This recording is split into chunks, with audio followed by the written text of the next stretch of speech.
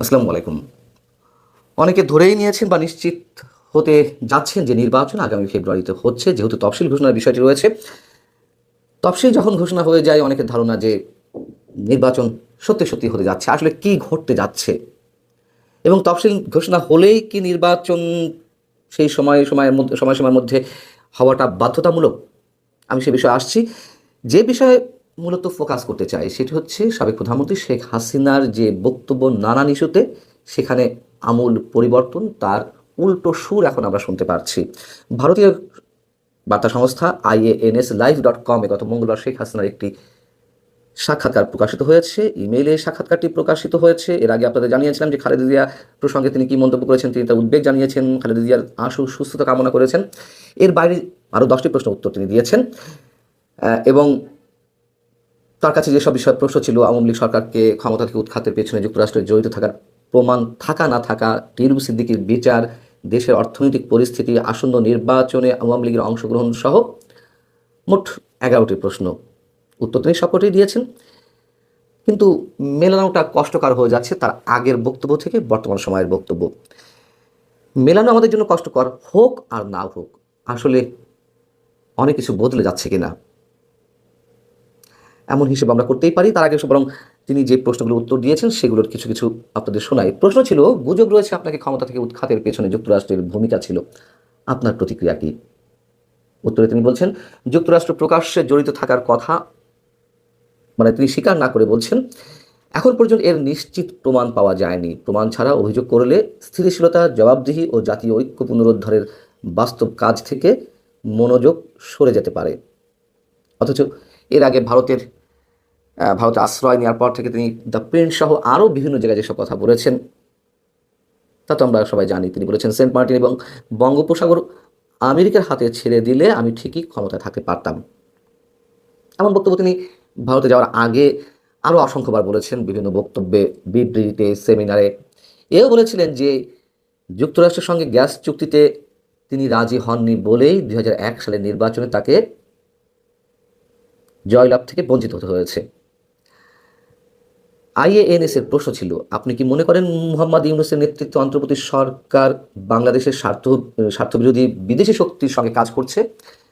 জবাবে শেখ হাসিনা বলছেন, আমি অতিরিক্ত অনুমান করতে চাই না, তবে আমাদের জাতীয় বিষয়ে বাইরের হস্তক্ষেপের উদ্বেগজনক লক্ষণ আছে। আমি বারবার দেশের বিভেদকে কাজে লাগানো বিদেশি মধ্যস্থতার বিরুদ্ধে সতর্ক করেছি। বিশ্বাসযোগ্য অভিযোগ উঠলে তা স্বচ্ছতার সঙ্গে তদন্ত করা উচিত। অথচ এর আগে আনন্দবাজার পত্রিকা তার অডিও বার্তার বরাত দিয়ে জানিয়েছে ভিন্ন কথা। অথবা আনন্দবাজারের বাইরে আরও বিভিন্নভাবে তার সরাসরি তার কণ্ঠ থেকেই আমরা অন্য কিছু শুনেছি। তিনি বলছিলেন, কামিয়ে বিদেশিদের থেকে টাকা খেয়ে দেশের সর্বনাশ করছেন। বলেছেন তো, আমি আবারও বলছি, কি বলেছেন না বলেছেন, আগে পরের কোথায় তফাৎ, এইগুলো সমালোচনার চেয়ে তফাৎটা কেন হচ্ছে, পার্থক্যটা কেন হচ্ছে, সেটি আমাদের বিবেচনার বিষয়। বার্তা সংস্থা আইএএনএস প্রশ্ন করছে, কেউ কেউ বলছেন বাংলাদেশে ধর্মীয় ও রাজনৈতিক নির্যাতন সীমা ছাড়িয়ে গেছে। এর উত্তরে তিনি বলছেন, তদন্ত এবং সুষ্ঠু আইনি প্রক্রিয়ার মাধ্যমে ব্যক্তিগত দোষ নির্ধারণ করা উচিত। ব্যাপক দাবি যথাযথ নিরপেক্ষ তদন্তের বিকল্প হতে পারে না। এর বাইরে সাম্প্রদায়িক ইস্যুতে, ধর্মীয় রাজনীতির ইস্যুতে শেখ হাসিনার অবস্থান আমরা জানি। তিনি সরাসরি যে মন্তব্য করতেন, অবশ্যই মুক্তিযুদ্ধ চেতনার যেই বিষয়টি সেই আলোকে।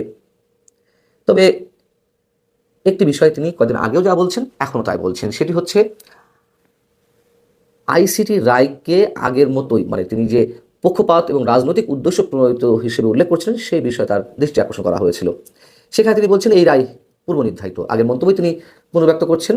আর নির্বাচনের বিষয়ে তিনি বলছেন, আমাদের লাখ লাখ সমর্থক সম্ভবত বাড়িতেই থেকে যাবেন, আপনি দেশের জনপ্রিয় দলকে নিষিদ্ধ করে তাকে অবাধ ও নিরপেক্ষ বলে উপস্থাপন করতে পারেন না। এই যে শেখ হাসিনার উত্তরগুলো দুই একটি ছাড়া, বিষয়গুলো কি ভেবে দেখার মতো নয়? মানে আমরা কি ধরে নেব যে ভারত থেকে বা ভারত সরকারের পক্ষ থেকে তাকে এই ধরনের সফটলি মন্তব্য করতে বলা হয়েছে, এই জন্য তিনি এই ধরনের মন্তব্য করছেন যুক্তরাষ্ট্র সম্পর্কে কিংবা ডক্টর ইউনূস সম্পর্কে? ভারত সরকার বা মোদী সরকার যদি বলেও থাকে, তার উদ্দেশ্যটা কি? নিশ্চয়ই কোনো কারণ আছে। আমরা কি তাহলে এগুলোই ধরে নেব যা শোনা যাচ্ছে?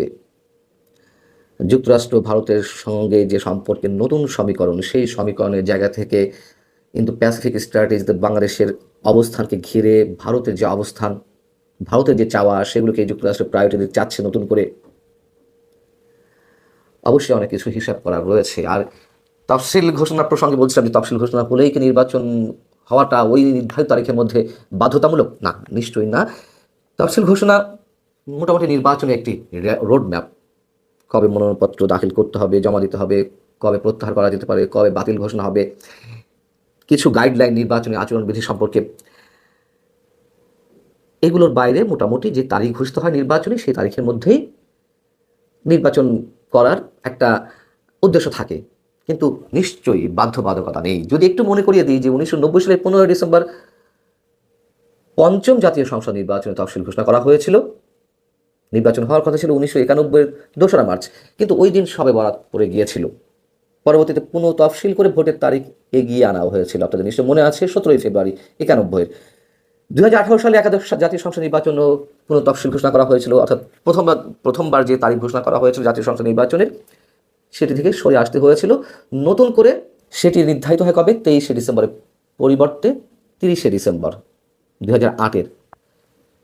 2007 সালের 22 জানুয়ারি নবম সংসদ নির্বাচনে তফসিল ঘোষণা করেন বিচারপতি এম.এ. আজিজের নেতৃত্বাধীন নির্বাচন কমিশন। পরবর্তীতে কি হয় আমরা সবাই জানি, পরেটা তো ইতিহাস। 2007 সালের 11 জানুয়ারি সেনা সমর্থিত তত্ত্বাবধায়ক সরকারের আবির্ভাব ঘটল এবং সেই সরকারের অধীনে যে নির্বাচনটি হয়েছিল সেটি 2008 সালের 30 ডিসেম্বর সম্ভবত, বা 29 ডিসেম্বর। অতএব এই তফসিলও যে পেছাবে না, তার কি কোনো নিশ্চয়তা আছে? অভ্যন্তরীণ আন্তর্জাতিক যে খেলা চলছে নানান সমীকরণের মধ্য দিয়ে, আওয়ামী লীগকে অংশগ্রহণ করতে দেওয়া হবে কিনা নির্বাচনে, সেই প্রশ্নটি এখনও সামনে বড় হয়ে রয়েছে। এই সব কিছু মিলিয়ে মানুষের মনে এখনও অনেক ধরনের সন্দেহ রয়ে গেছে, যদিও অনেকে আমরা নিশ্চিত মোটামুটি যে নির্বাচন হয়তো ফেব্রুয়ারিতে হচ্ছে, তারপরেও এখন অনেক কিছু বাকি রয়েছে, এটুকু বলা যায়। ভালো থাকুন, আল্লাহ হাফিজ।